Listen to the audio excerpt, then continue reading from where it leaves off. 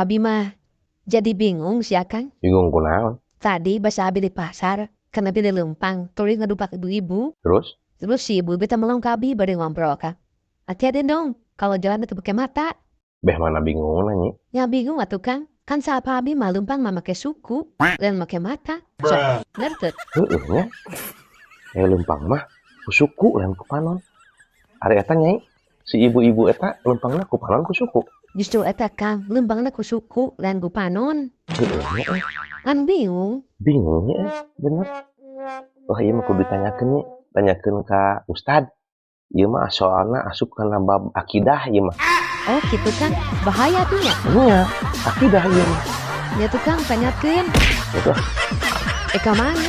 Ka ustad nanyakeun. Emangnya kudu ayeuna Kang? Dia bisa nungguan isu. Kudu ayeuna atuh ngarah bener. Bisi kapopohokeun gitu.